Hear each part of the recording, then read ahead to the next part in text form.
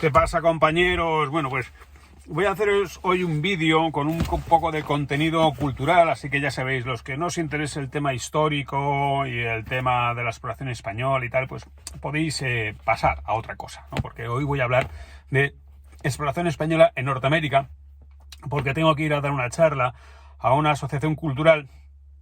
Y entonces, pues, digamos que lo traigo fresco porque he estado repasando mis notas y los programas que hice para mis documentales, para nomadatv.es, sobre lo que es la Old Spanish Trail, el viejo camino español que abrieron los españoles en Norteamérica. Porque lo que voy a hablar es de la colonización, la exploración de los españoles en lo que es el actual territorio de los Estados Unidos, ¿no? Porque es un tema que es bastante interesante. A mí siempre me ha gustado mucho, porque como estamos tan acostumbrados a las películas de vaqueros, pues en fin, tenemos idealizado lo del oeste americano sin reparar en que los verdaderos exploradores de esas grandes llanuras, de los desiertos y los grandes espacios, pues fueron los españoles, los primeros, ¿no?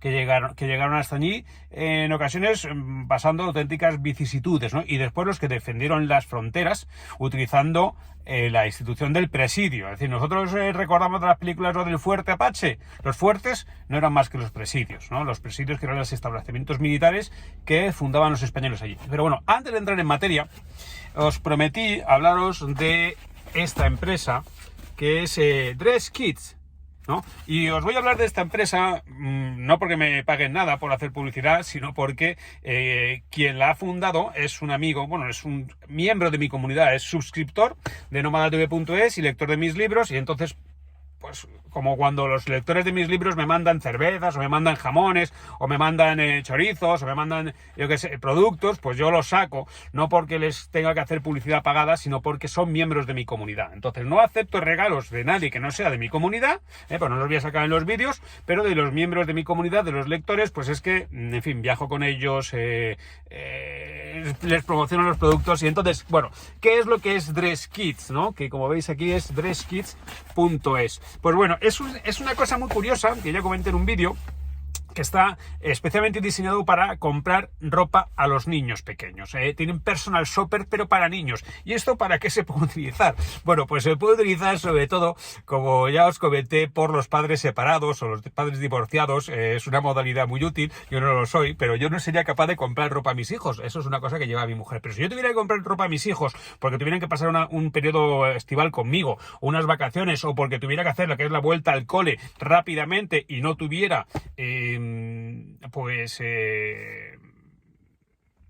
la sabiduría, ni sabría qué comprarles, pues entonces acudo a Dress Kids y entonces entro en la web y hago un fichero de mis hijos, ¿no? Entonces me suscribo y entonces lo que hago es decir la edad que tienen, el color de ojos, el color de pelo y el color de piel, y después el estilo moderno o clásico o casual que quiera ponerlo. Y ellos se encargan entonces de hacer una sugerencia de 5 prendas, y si aceptas las 5 prendas de un presupuesto que tú previamente has dicho, no se pueden pasar de ese presupuesto, pues entonces hay un descuento. Y si no te gusta lo que hay en esta caja, lo puedes devolver. Entonces yo he cogido una de las cajas porque me han mandado 2 y además me ha llegado súper rápido, ¿no? Y no sé si es la de Alejandro o es la de Olivia. Pero bueno, vamos a verlo. Como vemos, viene perfectamente empaquetado. Y entonces vamos a ver qué es lo que trae aquí para... Viene tan bien empaquetado que no soy capaz de abrirlo. Ahora. A ver. ¿Veis? Viene con un 25% de descuento, si te quedas las 5 prendas. Y si no las puedes devolver, si no te gustan. Entonces vamos a ver esto. Esto yo creo que... Ah, mira. Un chaleco. Esto debe ser para Olivia. Pues es mono, el chaleco. Mira la camiseta. Oye, pues está muy guay. Yo creo que incluso a mi mujer, que es súper pija para la ropa de los niños, le va a gustar esto, Y después una sudadera,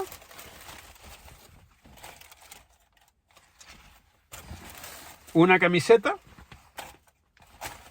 Oye, voy a quedar de coña en casa con esto, Y unas mallas. Evidentemente esto es para mi hija. Y estas 5 prendas, pues la verdad es que no recuerdo qué presupuesto le di, ¿no? Pero yo no sé si eran 150 pavos, una cosa así. Entonces, está muy bien. Bueno, ya sabéis, Dress Kit, ¿no? Yo lo recomiendo porque es de Javier Rojo y básicamente porque es miembro de mi comunidad, pero yo creo que puede ser, de hecho, creo que voy a comprar más. Para mí, o sea, no para mí, sino para... Esto fue como una especie de prueba o de test, ¿no? Pero la verdad es que me ha sorprendido, me gusta la ropa que ha elegido para mí, que ya veremos la de Alejandro. Bueno, pues lo prometido, hablar de la exploración española en Norteamérica, que es un tema que a mí particularmente me gusta mucho y yo creo que es algo que llama la atención, porque como os digo, siempre pensamos que la exploración de Norteamérica la hizo John Wayne, y es mentira, eso no es verdad. Los combates contra los comanches los hicieron los españoles, y no porque los españoles fueran a conquistar matando indios, porque hay una diferencia sustancial en cuanto a la primera conquista, la conquista de Sudamérica con respecto a la conquista de Norteamérica. Como se llegó tan tarde, ya estaban promulgadas las leyes de Indias, y las leyes de Indias que se promulgaron después de las primeras conquistas, lo que imponían era el respeto y el buen trato a los indios. Entonces, a los Norteamérica no se conquistó a sangre y fuego, salvo en algunas batallas que hubo, que ya os contaré, que ya conté también en la serie, sino que se intentó, digamos, llegar a acuerdos con los indígenas, y por eso yo os enseñé en la serie pues una secuencia preciosa que grabé en Nuevo México, en la ciudad de Acoma, que ahí sí que hubo una auténtica batalla con los indios Pueblo, donde uno de los descendientes de aquellos indios me reconocía que se estaban utilizando los títulos de propiedad que les había entregado el rey de España, es decir, los títulos de propiedad oficiales, reconociéndoles su propiedad sobre las tierras para reclamar esas tierras ante el gobierno federal de los Estados Unidos, y se les estaban devolviendo las tierras que habían sido objeto de usurpación. O sea que la cosa es sumamente interesante y tiene, digamos, efectos hoy en día. Entonces, ¿cuál es la diferencia básicamente que se produce con respecto a la conquista de Sudamérica? La conquista de Sudamérica, en lo que es, digamos, la Nueva España, que llegó a ser más rica que la propia España. Me cago en la leche. Con las rotondas a veces que, macho, no consigues salir, ¿eh? Lo que pasa es que no puedes salir hasta que no se puede salir, que luego se pegan unas hostias. Bueno, pues la diferencia es que como en Norteamérica no había grandes riquezas, no había oro, ni era tan fértil el sur de los Estados Unidos como era, por ejemplo, las tierras fértiles de México, pues entonces no se produjo una auténtica colonización y era un territorio mucho más despoblado. Entonces eso impidió la creación de grandes ciudades, y lo que había eran asentamientos dispersos que tenían que defenderse a través de la figura del presidio y de un cuerpo militar muy importante, muy trascendente, que eran los dragones de cuera, que se llamaban así porque llevaban un manto constituido por 7 capas de cuero, que era su coraza frente a las flechas de los indios, ¿no? Bueno, entonces en esta exploración de Norteamérica se pueden distinguir una serie de fases. La primera fase es ya en el siglo XVI, estamos hablando de 1513. Esto sobre todo, básicamente consiste en la exploración de la Florida. ¿Por qué? Porque la Florida, la península de la Florida, que se bautizó así por Ponce de León, que fue un que la descubrió en 1513, estaba en la costa oeste, está en la costa oeste de Norteamérica, y de hecho fue el último territorio en dejar de ser español en Norteamérica. No se conquistó por nadie, se compró por parte de los Estados Unidos. Se vendió porque, si no lo vendíamos, no lo iban a invadir. O sea que entonces se vendió la Florida. Pero la Florida se empezó a explorar porque, claro, los españoles ya estaban asentados en las islas, como la República Dominicana y en la Española y en Cuba. Y entonces, desde ahí se navegaba y se llegó a México y se llegó a la Florida. Y quien llegó primero a la Florida fue Ponce de León en 1513. Entonces simplemente exploró aquello un poco, se dio cuenta de que aquello era un territorio muy fértil y muy verde y tal y cual, y solicitó permiso para una colonización. Ponce de León había formado parte ya del segundo viaje de Cristóbal Colón y había sido gobernador de la Española. Entonces tuvo unos líos con unos pleitos con el hijo de Cristóbal Colón y se le concedió permiso para explorar la Florida, es decir, una forma de sacarlo de allí, de la Española, y llegó allí en 1521. Y la expedición de Ponce de León fracasó porque al final murió en un enfrentamiento con los indígenas y los supervivientes tuvieron que regresar. La leyenda dice que Ponce de León lo que buscaba era la fuente de la eterna juventud, como un mito como el Dorado. Después, eso ya, si lo queréis recordar, os voy a dar una serie de consejos. Primero, 1521 es la fecha en la que llega Ponce de León a explorar. 1513 descubre, 1521 es cuando llega a colonizar y sería en 1539, es decir, en la siguiente década, cuando se produce la siguiente gran expedición, que es la de Hernando de Soto. La de Hernando de Soto es una de las expediciones más fabulosas de la historia, porque Hernando de Soto entra en la Florida y él viene con un ejército, ¿no? Él ya viene dispuesto a conquistar, porque Hernando de Soto había formado parte de la expedición de Francisco Pizarro al Perú.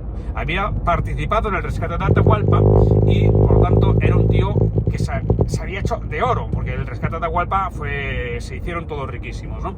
Entonces ya era uno de los tíos más ricos de España, cuando decidió enrolar y pagar de su propio dinero un ejército, porque él lo que buscaba era la gloria del descubridor. Hernando de Soto no quería ser más rico. Hernando de Soto lo que quería tener era la gloria del verdadero conquistador, como la tenían Pizarro y Cortés, que fueron los dos únicos grandes conquistadores que tuvo la historia de Sudamérica. El resto, bueno, pues más o menos se fueron bandeando, pero no llegaron a conquistar un imperio como sí hicieron estos dos. Entonces, Hernando de Soto, que era ambicioso, quería, por una parte, conquistar un auténtico imperio para él, un territorio, y por otro lado quería la gloria del descubridor geográfico, porque Vasco de Gama ya había descubierto el Océano Pacífico y él lo que quería era encontrar el paso del Atlántico al Pacífico por el norte, lo que se llamó el Estrecho de Anián, que era también un mito, no existía. Bueno, existe en el Estrecho de Bering, pero no hay un paso por Norteamérica que nos permita comunicar el Atlántico con el Pacífico. Entonces él se adentró dentro del territorio de los Estados Unidos. No se conoce exactamente la ruta que hizo, porque está descrita en una relación, pero no había mapas, y por tanto se supone que pasó por Oklahoma, que pasó por Luisiana, por Kansas, hasta llegar al río Mississippi, y él fue el descubridor europeo del río Mississippi. Y cuando llegó al río Mississippi, yo lo tengo también dicho en mi serie, debió ser el momento más triste de su vida, porque cuando vio esa gran masa de agua, comprendió que esa gran masa de agua tenía que proceder de un continente, es decir, tenía que recoger tanta agua de otros ríos, que solamente podía venir de una gran masa de tierra, y por tanto no estaba en una isla y probablemente no existiría nunca o no llegaría nunca a un paso al norte. Entonces el descubrimiento del Mississippi para Hernando de Soto fue la constatación de su fracaso, porque había ido guerreando, en fin, perdiendo hombres a lo largo de su camino, como una especie de coronel Kurz, liderando una banda, pues yo qué sé, de hombres blancos con caballos perdidos en las inmensidades de Sudamérica, de Norteamérica, sin tener ningún tipo de base ni de provisión de suministros. Y entonces ya cuando muere Hernando de Soto, los españoles esconden su cadáver, porque habían hecho creer a los indígenas que Hernando de Soto era una deidad, y entonces no querían que supieran que había muerto. Ocultaron su cadáver en el río Mississippi y ya regresaron. Eso estamos hablando de 1539 en la Florida. Aunque él ya muere, avanzó tanto que muere, se supone que entre los estados de la Luisiana y Arkansas. Después, hay otro intento de colonización de la Florida por Tristán de Luna y Arellano. Esto ya es en el año 1559 y funda un asentamiento en la actual ciudad de Pensacola. Y lo que ocurre es que esa sería la ciudad más antigua de Norteamérica si no fuera porque la asoló un huracán. Entonces el intento de Tristán de Luna y Arellano fracasó porque la ciudad quedó devastada y los pocos supervivientes no recibieron suministros, no recibieron ayuda y tuvieron que regresar con el rabo entre las piernas. Yo también estuve en Pensacola y en mi serie enseñé el monumento que tiene dedicado Tristán de Luna y Arellano. Y ya llegamos a lo que sería 1565, que es la fundación de la primera ciudad de los Estados Unidos en el territorio de la Florida, que es San Agustín, por un auténtico crack que es Pedro Menéndez de Avilés. Pedro Menéndez de Avilés, que nació en Avilés, era un gran marino, un gran militar, había combatido a los piratas por todos los mares en los que España tenía intereses, y al final había sido nombrado comandante o almirante de la flota de Indias. Se encargaba de escoltar los barcos que traían el oro y la plata de América a Europa, y en uno de estos expediciones, en uno de estos servicios, perdió el barco de su hijo. Entonces él estaba empeñado en regresar a por su hijo, que suponía que estaría en la Florida. Entonces se le permitió regresar si fundaba una ciudad en la Florida y sobre todo perseguía y mataba a una serie de hugonotes franceses que se habían establecido allí y que estaban, navegando y atacando las poblaciones, las posesiones españolas. Entonces Pedro Menéndez de Avilés se va para la Florida con una serie de colonos y mata a los franceses en la bahía de Matanzas y funda la ciudad de San Agustín, que está actualmente habitada y que es considerada la ciudad más antigua de los Estados Unidos de América. Y es curioso porque hay documentación que acredita que en el año 1566, es decir, un año después de la fundación, nace un niño en San Agustín que se llama Martín de Argüelles. Entonces Martín de Argüelles sería el primer niño blanco nacido en el territorio de Estados Unidos. Por supuesto, los anglosajones tienen su propia niña que nació en el territorio de las 13 colonias, traída de los Mayflower, y esa sería para ellos la primera niña blanca. Pues bien, eso es un mito. El primer niño blanco nacido en el territorio de los actuales Estados Unidos es Martín de Argüelles, y eso se sabe porque Martín de Argüelles, que fue sargento en el ejército en la Nueva España, reclamó unos haberes, es decir, reclamó una pensión, y en su expediente, él, cuando hace esta petición, pone como lugar de nacimiento San Agustín, y pone la fecha de 1566. Por eso está documentado que hubo un niño nacido en San Agustín en aquel año y que debió ser el primer caso documentado. A lo mejor hubo otro, pero no está documentado. Bueno, muchachos, como me he quedado sin tiempo, esta ha sido un poco lo que es mi charla histórica sobre la exploración española solamente de la Florida.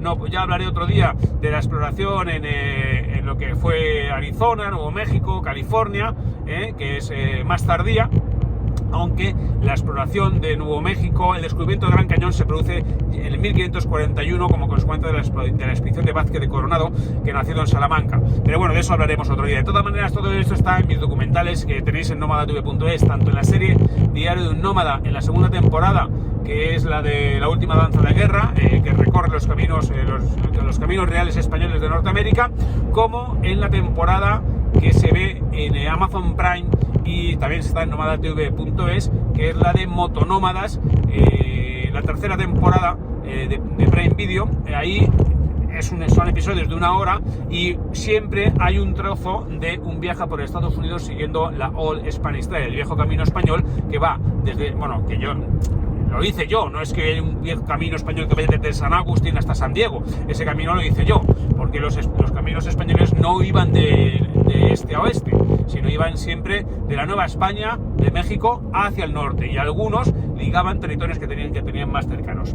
Bueno, muchachos, me ha salido súper largo el vídeo, espero que os resulte de interés, y si queréis saber más sobre la exploración española en América, pues tenéis ahí mi libro Nómada en Sudamérica, que es sumamente interesante y está lleno de datos. Ya sabéis, miguelsilvestre.com. Venga, un abrazo.